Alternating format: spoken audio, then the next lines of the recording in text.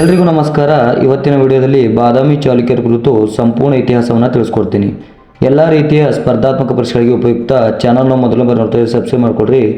ಆದಷ್ಟು ನಿಮ್ಮ ಸ್ನೇಹಿತರು ಕೂಡ ವಿಡಿಯೋನ ಶೇರ್ ಮಾಡಿ. ಬನ್ನಿ ವಿಡಿಯೋ ನೋಡೋಣ.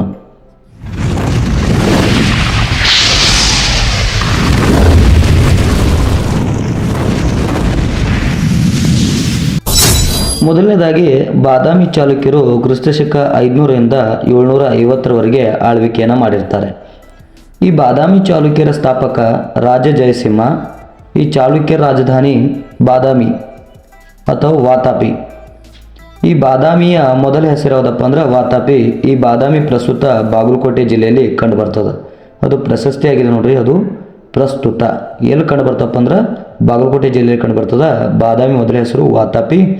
ಸ್ಥಾಪಕ ಯಾರಪ್ಪ ಅಂದರೆ ರಾಜ ಜಯ ಸಿಂಹ. ಇದು ಇದರ ಇಂಪಾರ್ಟೆಂಟ್. ಎಲ್ಲರೂ ವಿಡಿಯೋ ಕೊನೆಯವರು ನೋಡ್ರಿ, ಎಲ್ಲೂ ಸ್ಕಿಪ್ ಮಾಡಕ್ಕೆ ಹೋಗ್ಬೇಡ್ರಿ. ನೆಕ್ಸ್ಟ್ ಇಲ್ಲೊಬ್ಬ ಅರಸ ಬರ್ತಾನ, 1ನೇ ಪುಲಕೇಶಿ. ಇವ ಕ್ರಿಸ್ತಶಕ 540ರಿಂದ 566ರವರೆಗೆ ಆಳ್ವಿಕೆ ಮಾಡಿರ್ತಾನೆ. ಈ ಬಾದಾಮಿ ಚಾಲುಕ್ಯರ ನಿಜವಾದ ಸ್ಥಾಪಕ ಅಂತ ಬಂತಪ್ಪ ಅಂದರೆ ಯಾರಪ್ಪ ಅಂದ್ರೆ ಅವ 1ನೇ ಪುಲಕೇಶಿ. ನೆಕ್ಸ್ಟ್ ಇನ್ನೊಬ್ಬ ಅರಸ ಬರ್ತಾನೆ, ಇಂಪಾರ್ಟೆಂಟ, ಮಂಗಳೇಶ. ಕ್ರಿಸ್ತಶಕ 596ರಿಂದ 609ರವರೆಗೆ ರಾಜ್ಯ ಆಳ್ವಿಕೆಯನ್ನು ಮಾಡಿರ್ತಾನೆ. ಈ ಮಂಗಳೇಶನನ್ನು ಚಾಲುಕ್ಯ ಕಲೆಯ ಪಿತಾಮಹ ಎಂದು ಕರೆಯುತ್ತಾರೆ. ಮಂಗಳೇಶನನ್ನು ಬಾದಾಮಿ ಚಾಲುಕ್ಯರ ಕಲೆಯ ಪಿತಾಮಹ ಅಂತ ಕರೀತಾರೆ. ಈ ಮಂಗಳೇಶನ ಬಗ್ಗೆ ತಿಳಿಸುವ ಶಾಸನ ಯಾವುದಪ್ಪ ಅಂದರೆ ಮಹಾಕೂಟ ಶಾಸನ. ಈ ಮಂಗಳೇಶ ಎಂಬ ಅರಸನ ಬಗ್ಗೆ ತಿಳಿಸುತ್ತದೆ. ಇವ ಚಾಲುಕ್ಯ ಕಲೆಯ ಪಿತಾಮಹ ನೋಡ್ರಿ.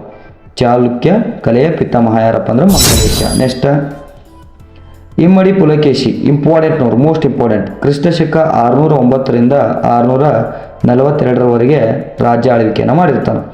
ಈ ಇಮ್ಮಡಿ ಪುಲಕೇಶಿ ಬಾದಾಮಿ ಚಾಲುಕ್ಯರ ಪ್ರಸಿದ್ಧ ಅರಸ. ಇಮ್ಮಡಿ ಪುಲಕೇಶಿ ಆಸ್ಥಾನಕ್ಕೆ ಚೀನಾ ದೇಶದ ಯಾತ್ರಿಕ ಹುಯೆನ್ ಸ್ಟ್ಯಾಂಗ್ ಭೇಟಿ ನೀಡಿದ. ಇದು ಇಂಪಾರ್ಟೆಂಟ್ ನೋಡ್ರಿ. ಈ ಇಮ್ಮಡಿ ಪುಲಕೇಶಿಯ ಬಿರುದುಗಳು ನೋಡ್ರಿ, ದಕ್ಷಿಣ ಪತೇಶ್ವರ ಮತ್ತು ಪರಮೇಶ್ವರ ಎಂಬ ಬಿರುದುಗಳನ್ನು ಇಮ್ಮಡಿ ಪುಲಕೇಶಿ ಹೊಂದಿರುತ್ತಾನೆ. ಇಮ್ಮಡಿ ಪುಲಕೇಶಿ 7ನೇ ಶತಮಾನದ ಆರಂಭದಲ್ಲಿ ರಾಜ್ಯವನ್ನು ಆಳುತ್ತಿದ್ದ. ಎಷ್ಟನೇ ಶತಮಾನದಲ್ಲಪ್ಪ ಅಂದರೆ 7ನೇ ಶತಮಾನದಲ್ಲಿ ಇಮ್ಮಡಿ ಪುಲಕೇಶಿ ರಾಜ್ಯವನ್ನು ಆಳುತ್ತಿದ್ದ. ಇವ ಬಾದಾಮಿ ಚಾಲುಕ್ಯರ ಪ್ರಸಿದ್ಧ ಅರಸ. ಇವನ ಬಿರುದು ಇಂಪಾರ್ಟೆಂಟ್ ನೋಡ್ರಿ, ದಕ್ಷಿಣ ಪತೇಶ್ವರ ಮತ್ತು ಪರಮೇಶ್ವರ. ಚೀನಿ ಯಾತ್ರಿಕ ಯಾರಪ್ಪ ಅಂದರೆ ಹುಯೆನ್ ಸ್ಟ್ಯಾಂಗ್ ಭೇಟಿ ನೀಡ್ತಾನೆ.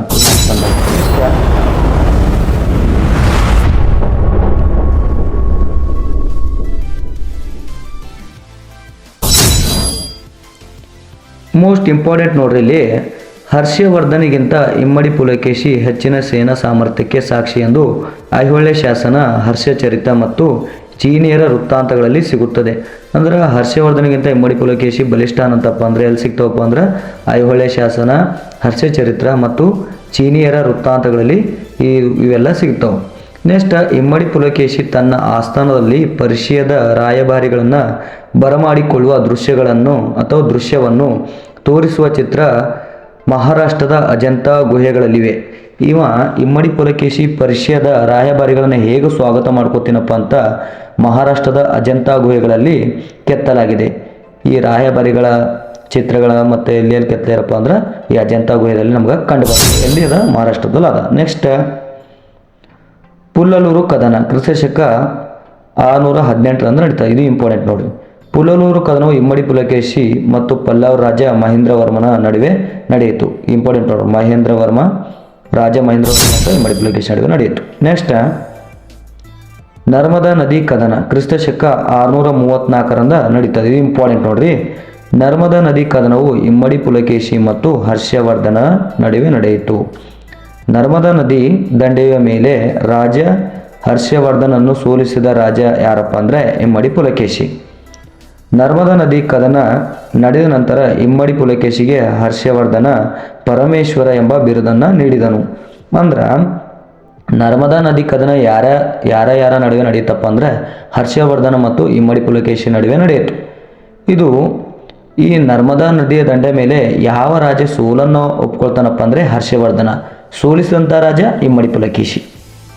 ನೆಕ್ಸ್ಟ್ ಈ ನರ್ಮದಾ ನದಿ ಕದನ ಆದ್ಮೇಲೆ ಯಾವಾಗ ಹರ್ಷವರ್ಧನ ಸೋಲ್ತಾನಲ್ಲ ಅವಾಗ ಇಮ್ಮಡಿ ಪುಲಕೇಶಿ ಒಂದು ಬಿರು ಕೊಡ್ತಾನೆ. ಯಾವುದಪ್ಪ ಅಂದ್ರೆ ಪರಮೇಶ್ವರ. ಈ ಹರ್ಷವರ್ಧನಿ ಇದ್ದಂಥ ಬಿರುದು ಯಾವುದಪ್ಪ ಅಂದ್ರೆ ಉತ್ತರ ಪತೇಶ್ವರ. ನೆಕ್ಸ್ಟ್ ನರ್ಮದಾ ನದಿ ಕದನಕ್ಕೆ ಸಂಬಂಧಿಸಿದ ಶಾಸನ ಯಾವುದಪ್ಪ ಅಂದರೆ ಐಹೊಳೆ ಶಾಸನ. ಈ ಐಹೊಳೆ ಶಾಸನ ಕರ್ತೃ ಯಾರಪ್ಪ ಅಂದರೆ ರವಿಕೀರ್ತಿ. ಇಂಪಾರ್ಟೆಂಟ್ ನೋಡಿ.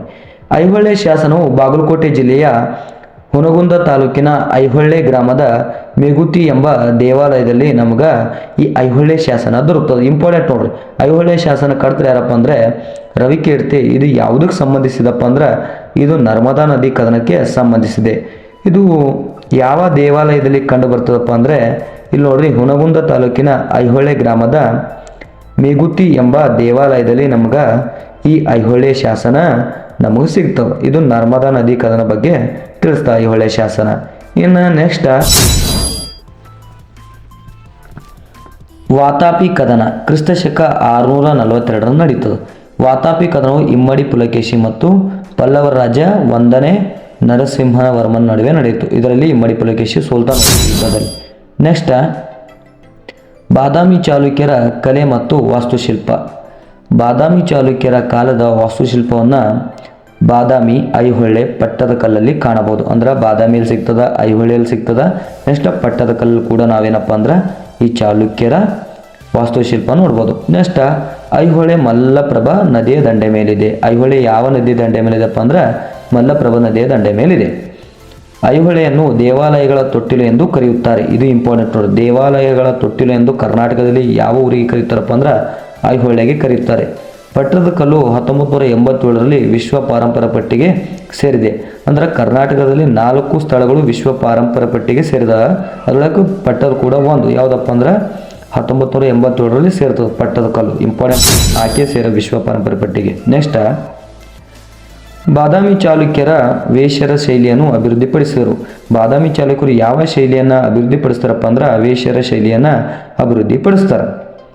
ಉತ್ತರದಲ್ಲಿ ಖ್ಯಾತಿ ಹೊಂದಿದ್ದ ನಾಗರ ಶೈಲಿ ಮತ್ತು ದಕ್ಷಿಣದಲ್ಲಿ ಖ್ಯಾತಿ ಹೊಂದಿದ್ದ ದ್ರಾವಿಡ ಶೈಲಿಯನ್ನು ಕೂಡಿಸಿ ಬಾದಾಮಿ ಚಾಲುಕ್ಯರು ವೇಶ್ಯರ ಶೈಲಿಯನ್ನು ಅಭಿವೃದ್ಧಿಪಡಿಸ್ತಾರೆ. ಅಂದ್ರೆ ಇಲ್ಲಿ ಉತ್ತರದಿಂದ ನಾಗರ ಶೈಲಿ ತೊತ್ತರ, ದಕ್ಷಿಣದಿಂದ ದ್ರಾವಿಡ ಶೈಲಿ ತೊಗೊಂಡು ಇವೆರಡನ್ನು ಕೂಡಿಸಿ ಏನಪ್ಪ ಅಂದ್ರೆ ವೇಶ್ಯರ ಶೈಲಿಯನ್ನು ಅಭಿವೃದ್ಧಿಪಡಿಸ್ತಾರೆ. ನಾಗರ, ದ್ರಾವಿಡ, ವೇಶ್ಯರ ಇವು ಏನಪ್ಪ ಅಂದ್ರೆ ವಾಸ್ತುಶಿಲ್ಪದ ಪ್ರಕಾರಗಳು. ಇಂಪಾರ್ಟೆಂಟ್ ನೋಡ್ರಿ. ಏನು ಮಾಡ್ತಾರಪ್ಪ ಅಂದರೆ ಯಾವ ಕಲೆಯನ್ನು ಅಥವಾ ಯಾವ ಶೈಲಿಯನ್ನು ಅಭಿವೃದ್ಧಿಪಡಿಸ್ತಾರಪ್ಪ ಅಂದ್ರೆ ಬಾದಾಮಿ ಚಾಲುಕ್ಯರು ಇದು ವೇಶ್ಯರ ಶೈಲಿಯನ್ನು ಅಭಿವೃದ್ಧಿಪಡಿಸ್ತಾರೆ. ಇವು ನಾಗರ ಶೈಲಿ ಮತ್ತು ಇದು ದಕ್ಷಿಣದಲ್ಲಂತ ದ್ರಾವಿಡ ಶೈಲಿಯ ಒಂದು ಇವೆರಡನ್ನ ಕೂಡಿಸಿ ಏನು ಮಾಡ್ತಾರಪ್ಪ ಅಂದ್ರೆ ವೇಶ್ಯರ ಶೈಲಿಯನ್ನು ಅಭಿವೃದ್ಧಿಪಡಿಸ್ತಾರೆ. ಯಾರಪ್ಪ ಅಂದ್ರೆ ಬಾದಾಮಿ ಚಾಲುಕ್ಯರು. ಇನ್ನು ನೆಕ್ಸ್ಟ್ ನೋಡ್ರಿ, ಬಾದಾಮಿಯ ಗುಹಾಂತರ ದೇವಾಲಯಗಳು ಕಟ್ಟಿಸೋರು ಯಾರಪ್ಪ ಅಂದ್ರೆ ಚಾಲುಕ್ಯರೇ ಕಟ್ಟಿಸ್ತಾರ.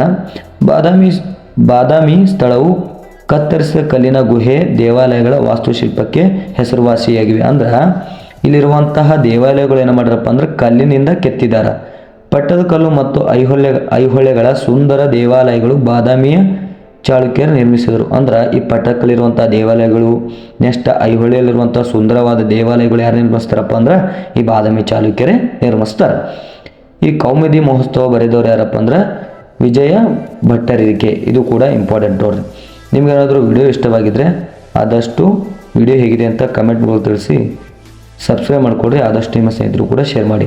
ವಿಡಿಯೋ ಕೊನೆಯವರು ನೋಡಿದ್ದಕ್ಕೆ ಧನ್ಯವಾದಗಳು.